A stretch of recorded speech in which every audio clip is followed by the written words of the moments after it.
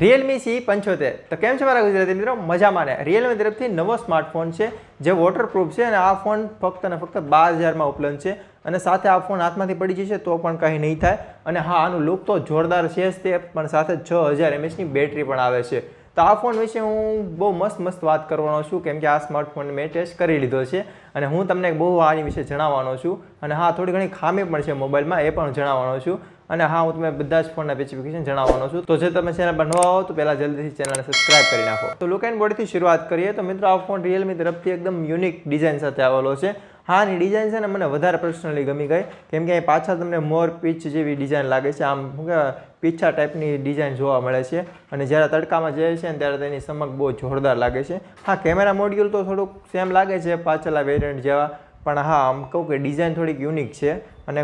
colour પણ બહુ જોરદાર છે હા આની સિવાય બીજો કલર પણ જોવા મળે છે મારી પાસે જે કલર છે ને વ્હાઇટ અને થોડોક આમ ગ્રે જેવો અને એવો ફીલ થાય છે બહુ મસ્ત કલર છે અને સ્પોટ એન્ડ બટન જણાવું તો નીચેની તરફ તમને સ્પીકર ગ્રીલ આપવામાં આવે છે એની સાઈડમાં ચાર્જિંગ પોઈન્ટ છે હા આ છે ને મિત્રો ફોન છે ને ચાર્જિંગ 45 વોટને સપોર્ટ કરે છે અને 6000 mAhની બેટરી પણ છે અને એની સાઈડમાં તમને માઇક જોવા મળી જશે અને બીજું શું જોવા મળે છે તો કે 3.5mm જેક હા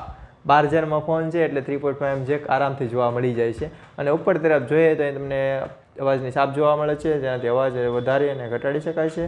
અને એની છે તમને પાવર બટન આપવામાં આવે છે હવે અહીં પાવર બટન ઉપર તમને ઇન ડિસ્પ્લે ફિંગરપ્રિન્ટ સેન્સર જોવા મળે છે અને પાવર બટન ઉપર તમને ફિંગરપ્રિન્ટ સેન્સર નથી આપવામાં આવતું અને ડાબી તરફ જોઈએ તો અહીં તમને સિમ કાર્ડ ટ્રે જોવા મળી જશે અને ઉપરની તરફ જોઈએ તો તમને નોઇઝ કેન્સલેશન માઇક આપવામાં આવે છે આ સ્માર્ટફોનમાં એક ખાસ વસ્તુ એ જોવા મળે છે જે છે આની IP રેટિંગ એટલે કે IP64ની રેટિંગ જોવા મળે છે અને કંપની એમ કહે છે કે ફોન પાણીમાં નાખવાથી કંઈ નહીં થાય વોટરપ્રૂફ ફોન જોવા મળે છે અને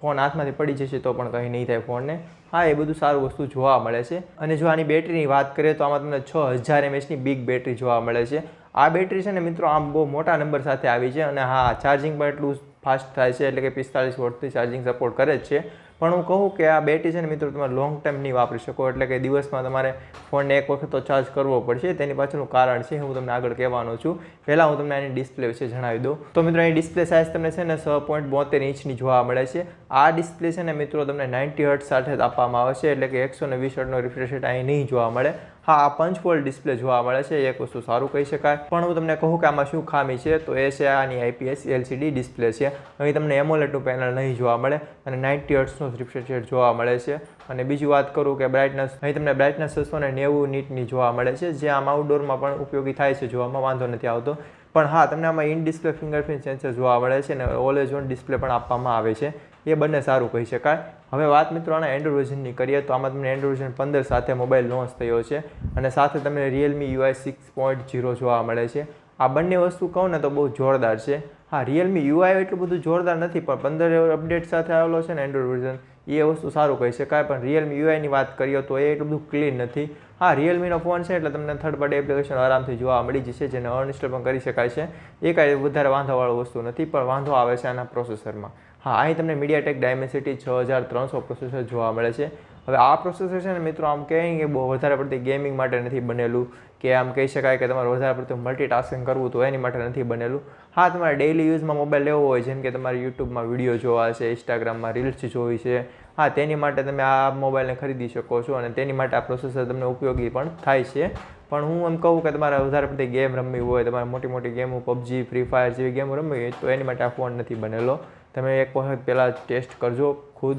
અનુભવ કરજો અને પછી તમે એ ફોન પસંદ કરજો હું તો કહું કે આ ફોન એની માટે નથી બનેલો અને જો રેમ એન્ડ સ્ટોરેજ જણાવું તો અહીં તમને 4GBની રેમ જોવા મળે છે અને 128GBનું સ્ટોરેજ આપવામાં આવે છે અને આની ઉપર એક વેરિયન્ટ છે જેમાં તમને 6GBની રેમ જોવા મળે છે અને 128GBનું સ્ટોરેજ આપવામાં આવે છે પણ તેની પ્રાઇસ સમથિંગ 13,000 ઉપર વહી જાય છે તો આ બજેટ ફોન ન કહી શકાય હા 13,000ની પ્રાઇસ રેન્જમાં આવો ફોન બહુ વધારે નથી ગમતો મને હા બીજું જોવાનું વસ્તુ જણાવું કે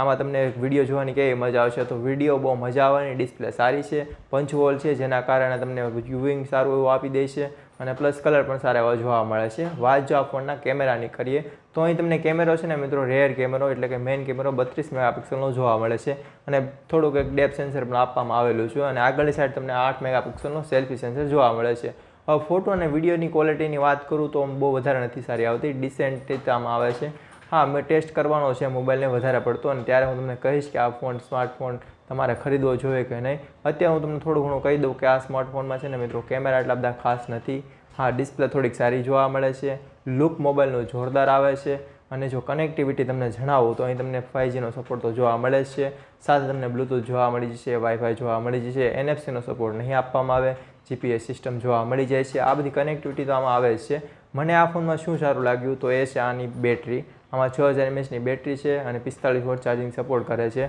એટલે કે 12000ની આજુબાજુ પ્રાઇસ રેન્જમાં 6000 mAhની બેટરી આપતો હોય